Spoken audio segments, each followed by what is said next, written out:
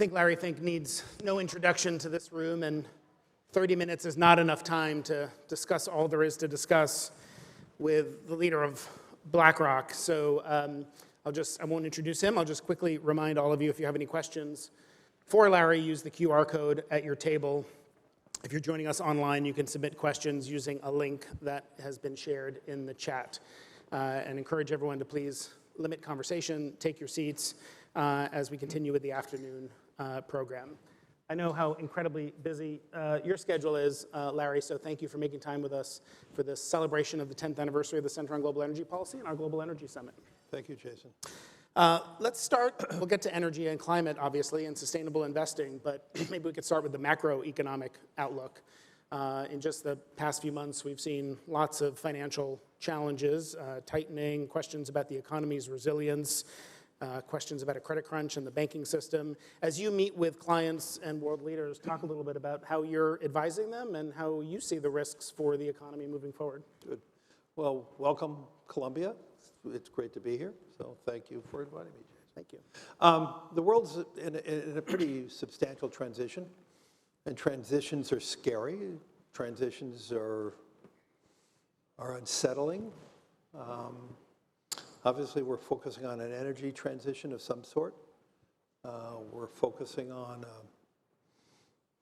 a transition in how we think about globalization. We are in a transition from a deflationary, low inflationary world to an inflationary world. All of that is hitting us at the same time, and then you overlay now a world where we had 30 years of essential peace to a world of unsettled geopolitical issues. And all of that leads to greater uncertainty. And much of that uncertainty really translates into more people have fear and less people have hope. And the key for any society is hope, that you believe tomorrow's future is better than today. And that's the foundation of finance. That's actually the foundation of American finance. And when I think about, when I travel the world so much, when I see so many different countries and people, I mean, the big differentiating factor between America and the rest of the world is there's more hope of the future in the United States than any other place in the world. And I would say substantially that hope is lessened. It's lessened throughout the world. And you see that in so many different indicators. You see that in birth rates, where birth rates are now starting to really fall dramatically here in the United States. We've had obviously decelerating birth rates in so many places in the developed world already, and that's just all accelerating. And people think about that. That's, to me, the greatest indicator of hope, when you believe that your children will have a better tomorrow than today. BlackRock, 54% of all the assets we manage are retirement. And you think about it yourself, why on earth would anybody invest for a 30-year outcome like retirement, unless you believe retirement is going to be a better outcome, or if you're not, you keep all your money in a bank account. So all of this is leading to what I would call, this transition. And the only way we're going to get out of this transition is, truly global leadership. And I think this fear is actually, in my mind, muddling this whole idea of where are we going on energy transition. That's a major component of what this today is all about. And I really do believe how we are navigating all this is really a function of the greater fear about tomorrow. And if we don't do long-term planning as a country, as a world, we'll never get to the outcomes that we're trying to ascribe to, that other sessions are going to be about. But getting back to the global economy, I think we're going to have stickier inflation for longer. Well, to me, that's probably the most important thing I'm going to say. I don't see how we are going to get below 4% inflation anytime soon,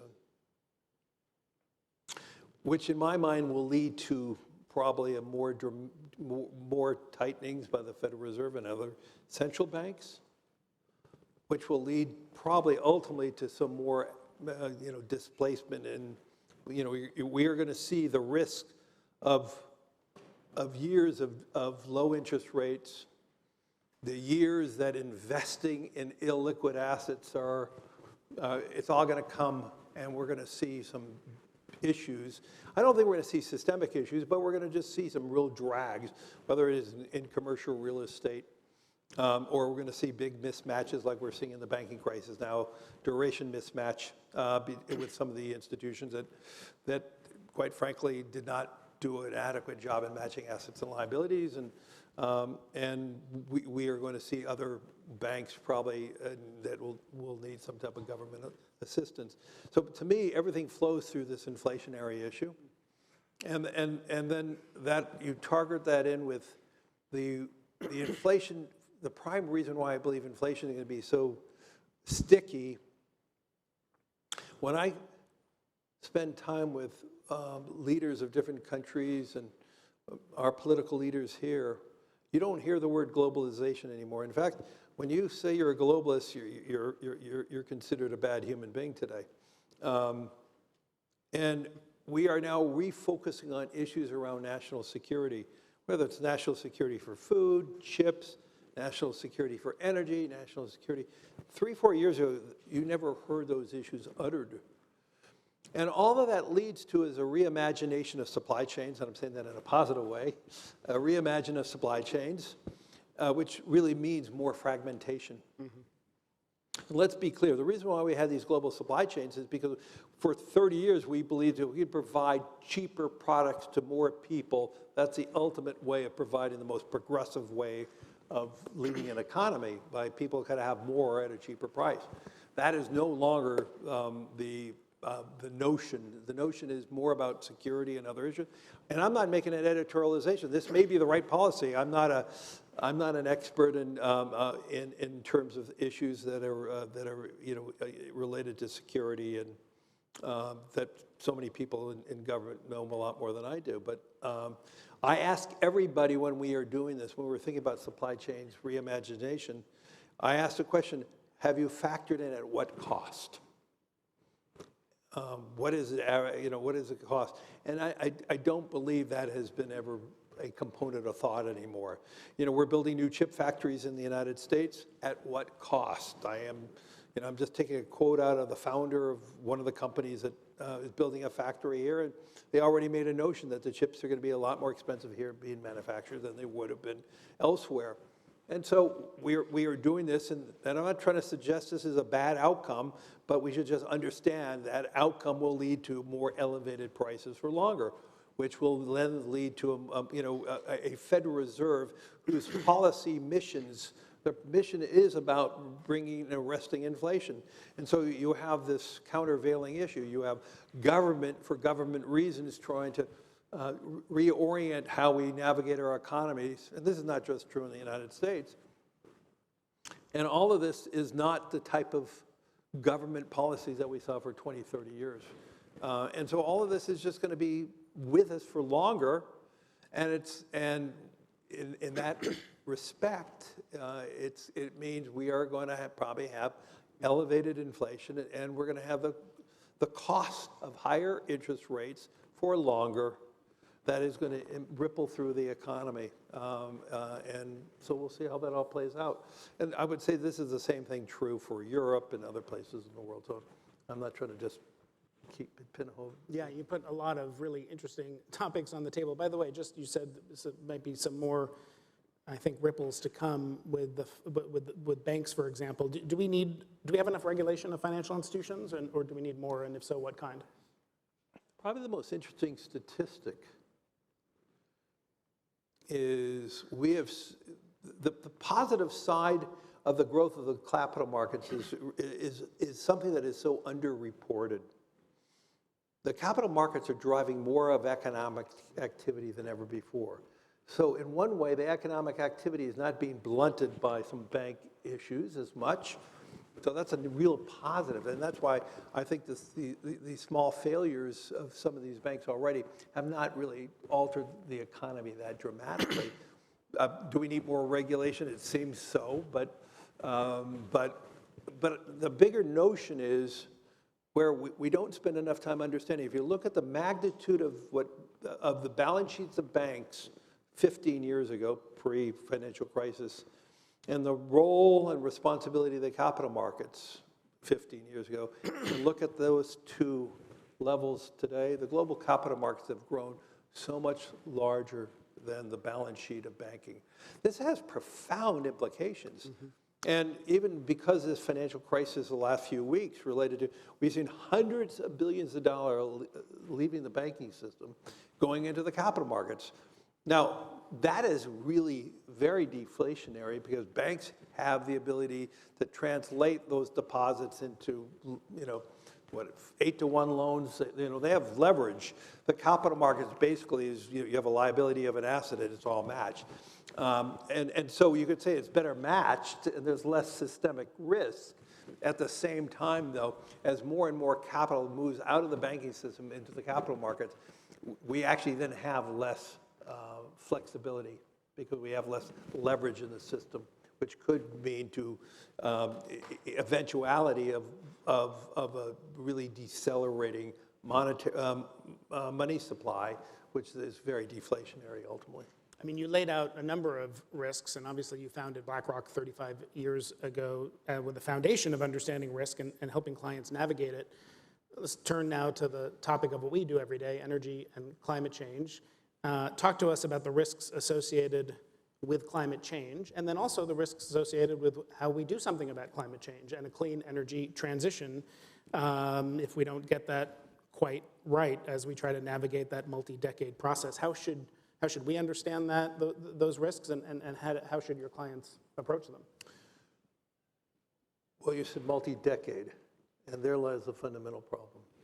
Can we get leadership to think for multi-decades, especially when elections are every 2 years in so many cases? What we're asking, I believe we will never have an adequate transition unless we are able to develop technologies to make sustainable and renewable energy fairly priced so we don't create this big imbalance. I know this is going to be very hard. A lot of people probably in the audience disagrees with me. I just don't think political reality will allow that to happen. And that's what we're seeing right now in this conversation that's going on right now related to ESG and other things like that. The conversation is more about short-term and how do we assure that we have energy security? How do we assure that we have energy priced at a price that is fair and just? And then more importantly, the one thing that we never talked about, even before we had these whole issues related to sustainability, no one has ever come up with a proper solution. How do we bring the emerging world forward? And the emerging world, in my mind, we never had a good answer. How are we going to move the emerging world forward? And the only way we could bring any country forward, developed or developing country forward, is through better technology to bring down the cost. And at the same time, developing, and I know later on you're going to have some energy CEOs, and they're spending a great deal of time trying to focus on this too. They're part of the solution. And importantly, they're going to be probably the leaders in sequestration because they own the geology.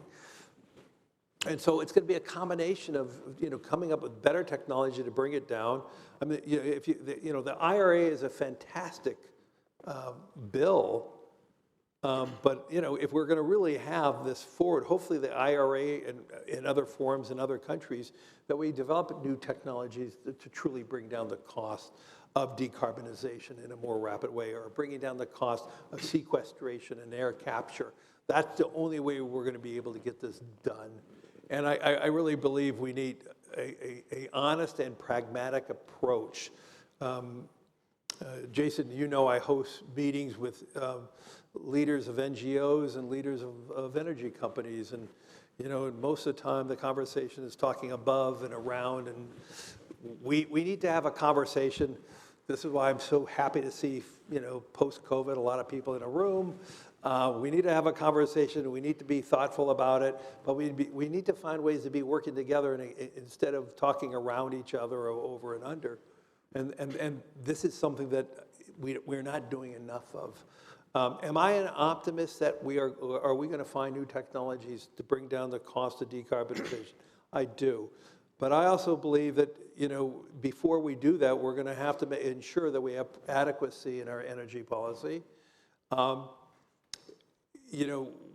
we're seeing the energy markets around the world, and maybe Dan Yergin talked about it earlier.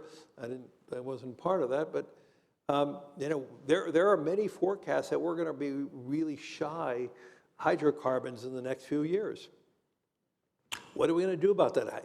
If that's the case, obviously the emerging world's in worse trouble, and the utilization of coal and other things is going to happen. And so these are complex answers, especially in the realm that we have. We have some components of society are going to be harmed by this, and other components are going to be benefited. But how do we unify this together so that we could bring it forward together? How do we ensure that the developing world is being brought forward just as fast? And so when I go to Washington or any state legislator, I mean, these are the worries I hear from every political leader, and not just here in the United States, but I could say also, in parts of Europe and in parts of Asia. How do we create a fair and just transition that we can move forward? And where are we going to find the capital, by the way, to finance all this? And so answer your own question. I think that's on my list. Okay, well, no. Find the capital. We're investing quite a lot in new companies, new startups. I actually believe there's going to be quite a few, unicorns that are going to be in this decarbonization process. We're really excited meeting some. You've said the next 1,000 unicorns will Yeah, be companies and decarbonize. I believe that more than ever before. It's not going to be a food delivery company again, So I'm absolutely convinced that's where it's going to take it. So how do we develop that at the same time, making sure we have national security taken care of? And how do we make sure we have a fair and just transition? Mm-hmm. And to me, this is something that's very hard to have that. I mean, depending on where I go in this country or where I go in other parts of the world, they all want to have those answers before they move forward. And I think it's that consternation right now and that fear of the future. Getting back to my basic premise, we have more fear and less optimism in the world, less hope. This is what we need to be doing more than ever before. A lot of that investment, at least $1 trillion a year by 2030, according to the IEA, is going to need to be in emerging and developing economies. And that's where I don't see the capital. Yeah, so that's my question. The real and perceived risks are higher there. How are we going to get capital to work in those parts of the world? I have no idea. It's not going to. We're really not being truthful to ourselves. We do not have any financial mechanism to bring the capital to the emerging world like we need, if indeed it's that much money. This is why in 2021, in a speech I gave to the G20, why we need to reimagine the multilateral development banks like the World Bank and the IMF. Secretary Yellen is now starting to talk about this. What is the role of the MDBs and the World Bank? We have new leadership coming in. Well, we're going to have Ajay coming in, and we've had conversations. Look at, they were designed, with Bretton Woods, they were designed when banking was a different business. Banks provided most of the capital to the emerging world, and then we had, all these different rolling crises in the emerging world. And then more importantly, we had something called Dodd-Frank and the Basel Capital Standards.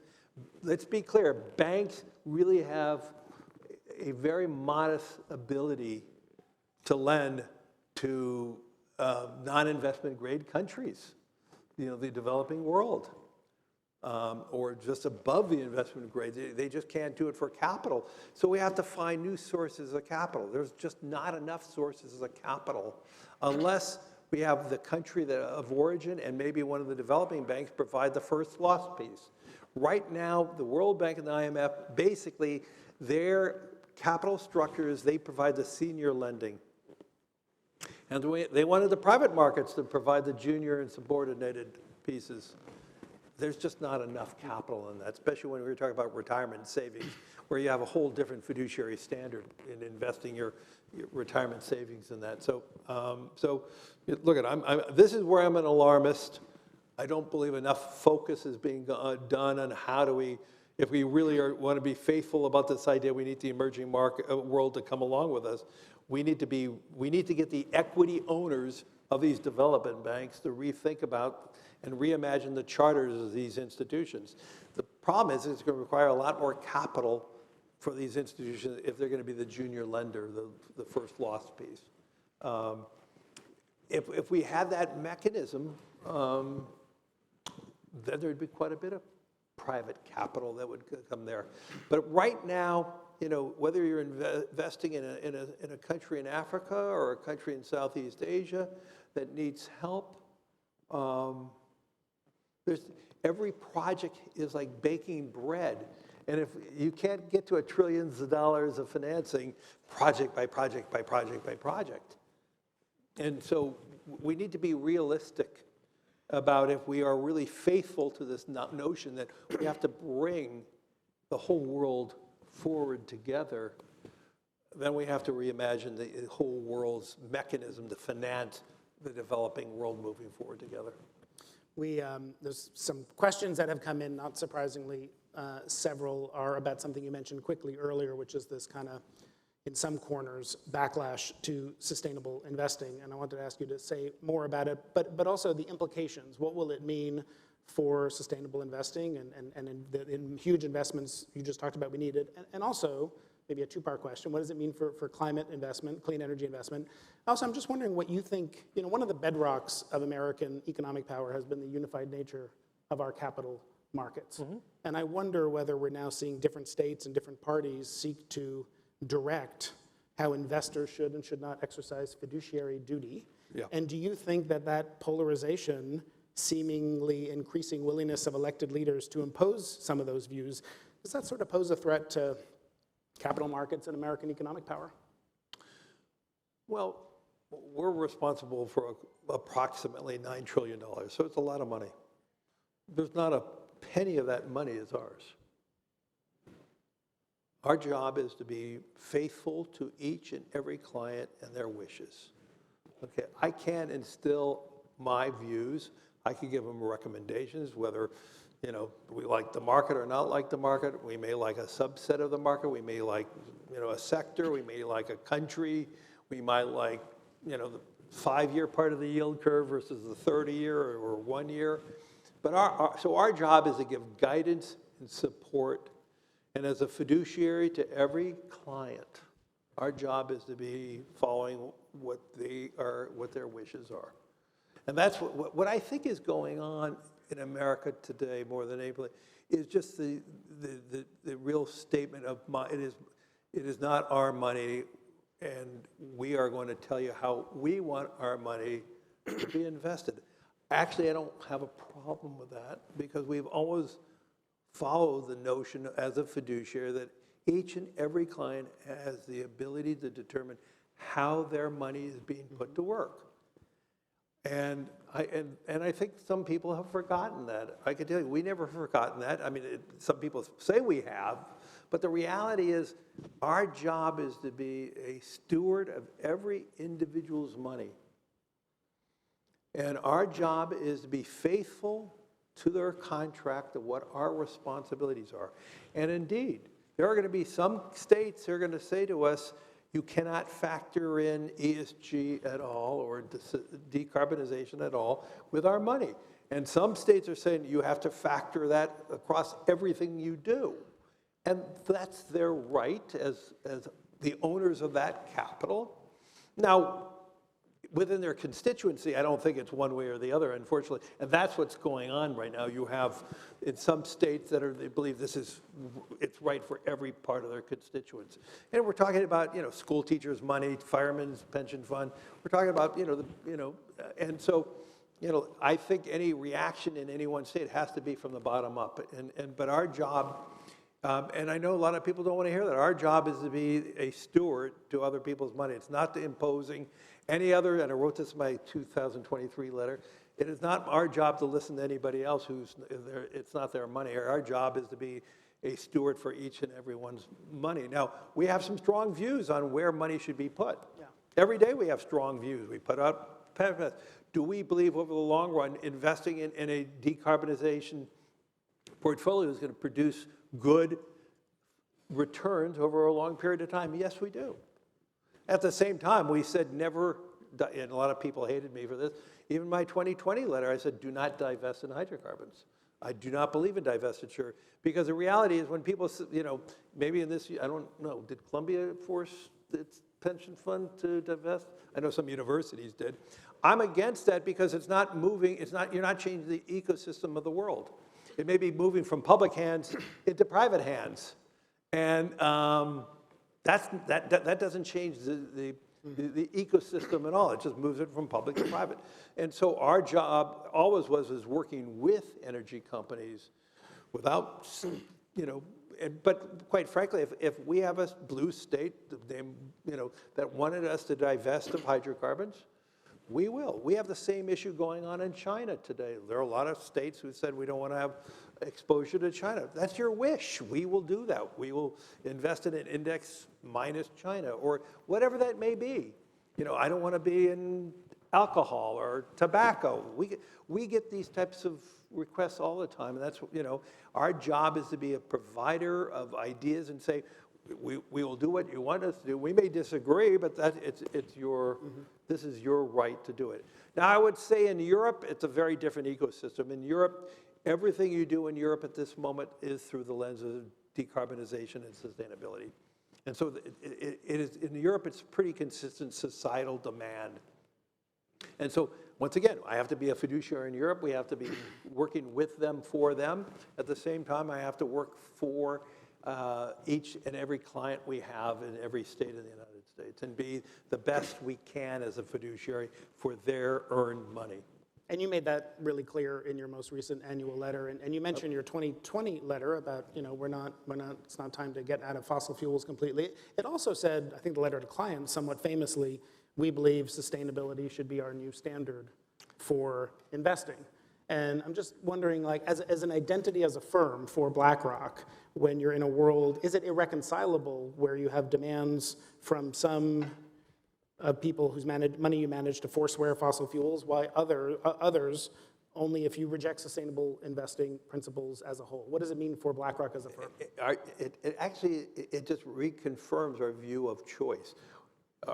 Clients, here's an interesting statistic. In the last 5 years, clients awarded BlackRock $1.8 trillion of net new money.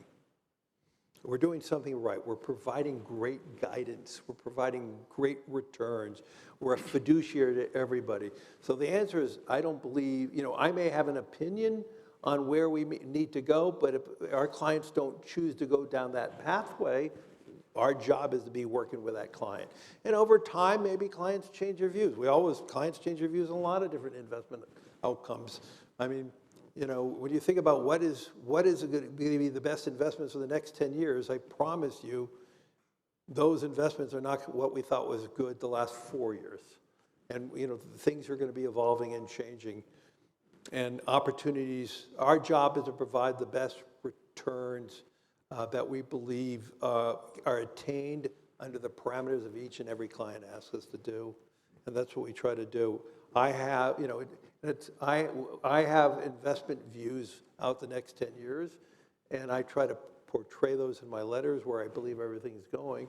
But once again, it's not my money. My job is to be a steward for every school teacher and fireman's money, irregardless. And it's their job to inform me how they want their hard-earned savings to be managed. One last question, because you mentioned some of these risks. Growing world of fragmentation, industrial policy, the questions about cost from increased focus on security of supply chains, and you laid all these out. When you look at the outlook and the amount of capital we need for clean energy investment, what are the biggest barriers now, and what do we need to do to overcome those? How big a difference will things like the IRA make to do that? Well, the biggest barrier is cost, okay? Cost. And when we have deficits, the scale that the United States has, and when we have more geopolitical issues, that becomes a bigger issue. Let's be clear, our deficits are going to be hurting our ability in the future. And so the key is to me, the number one thing that we need to be hoping for, that we have a technology boom in this area of decarbonization that allows us to really swiftly move towards those outcomes. You know, there's no question, if you look at one other thing when I talked about inflation, one of the big reasons why inflation is so much higher now is because we've lost a lot of productivity. Productivity has fallen the last few years in the United States. A big reason productivity has fallen, remote working does not work. It does not work. You cannot create any horizontal connectivity. Firms had to hire more people to do the same amount of work, productivity fell. Interesting, a big bank in New York announced that they're demanding all their managing directors back 5 days a week. I think that you're going to start seeing it because every CEO I talk to already tells me remote working has not worked. It has not worked in technology. It has not worked in any other way. But remote working is really important when people have family issues or other things like that. So you can be much kinder and gentler in working with a team. But to grow and build an organization and hopefully we have to grow and build productivity. If we don't grow productivity, we have a worse outcome in the future. So to me, getting back to decarbonization and what we have to hope for is new technologies to bring down the costs that are going to be non-subsidized so that we can move forward. The IRA is an incredible opportunity to see accelerated demand in these technologies. The amount, we are raising billions of dollars right now. We just closed the first fund on doing this, and we see a huge amount of interest from clients in all states on new technologies and decarbonization. So, and throughout the world. So, we have to be hopeful that these 1,000 unicorns are going to be the juice that really transforms decarbonization and move us forward. And then we need good governmental planning, how to evoke this and how to make sure that we have a fair and just transition for all.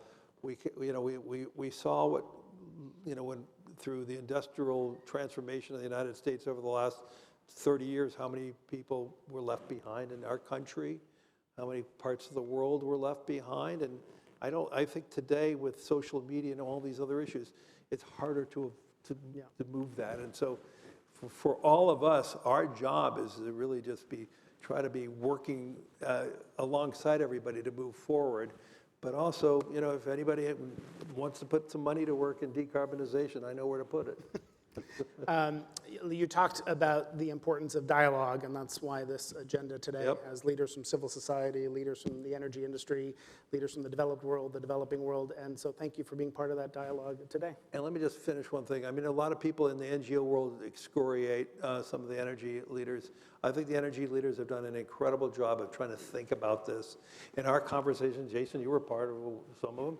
They are really trying to be thoughtful how to making sure that we can do this.